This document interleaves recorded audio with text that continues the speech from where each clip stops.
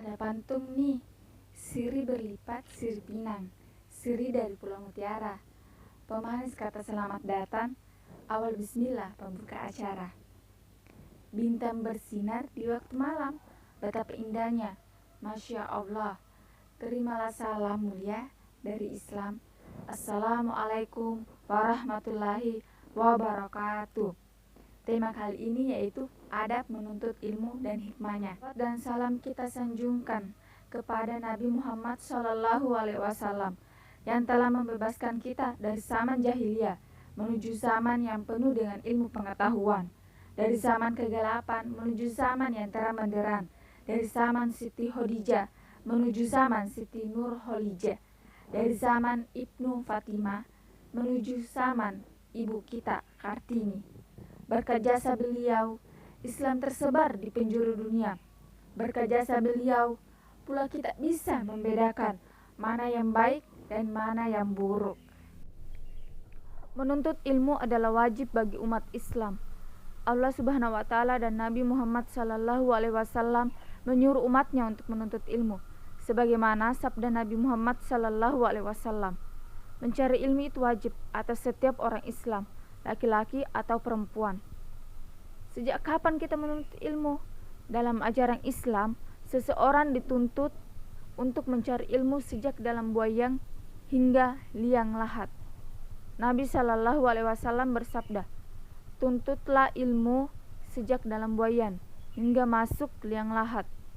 Ajaran Islam dalam menuntut ilmu sesuai dengan program yang dikembangkan sekarang tentang kewajiban belajar, yaitu long life education, masuknya menuntut ilmu seumur hidup. Tetapi dalam Islam, seseorang di samping menuntut ilmu dan teknologi atau iptek harus diiringi dengan iman dan takwa, intak.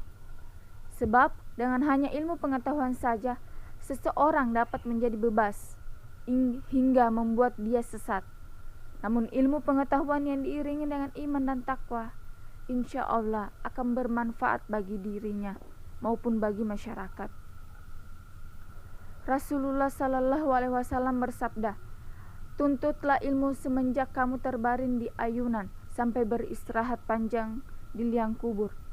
Dan hadis lain, Rasulullah SAW bersabda, tuntutlah ilmu walau sampai ke negeri Cina. Dua hadis Nabi di atas secara tersirat menggambarkan akan begitu pentingnya aktivitas menuntut ilmu itu. Hadis pertama memberi pemahaman bahwa tiada batasan waktu dalam menuntut ilmu, atau dengan istilah lain, tiada kata terlambat untuk mendapatkan ilmu Allah yang membahari itu. Sementara hadis kedua menekankan pemahaman tentang dimensi tempat, artinya aktivitas menuntut ilmu sama sekali tak terbatas oleh dimensi tempat.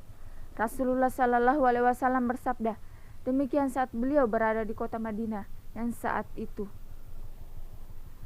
Al-Imam Fakhruddin Ar-Razi yang hidup di abad ke-5 Hijriah dalam kitabnya Tafsir Al-Fakhru Ar-Razi, yaitu atau yang lumrah dikenal dengan Ma'fati Al-Ghaib, memiliki kajian yang sangat mendalam dan menakjubkan saat menafsirkan surah Al-Kahfi ayat 66 yang menceritakan bagaimana Nabi Musa sebelum berguru kepada Nabi Khidir alaihi salam. Dari firman Allah Subhanahu wa Ta'ala yang berbunyi, Musa berkata kepadanya, Khidir, bolehkah aku mengikutimu agar engkau mengajarkan kepadaku ilmu yang benar yang telah diajarkan kepadamu sebagai petunjuk. Al-Imam Fakhruddin Ar-Razi berhasil memunculkan 12 adab atau tata krama dalam menuntut ilmu. Namun dalam tulisan ini ada 3 poin adab yang disatukan pembahasannya dengan poin adab yang lain, sehingga yang tercantum dalam tulisan ini hanyalah 9 adab. Nah, di antaranya itu mengabdi dan bersikap tawadhu, rendah hati terhadap guru, menyatukan diri sebagai murid yang tak tahu apa-apa.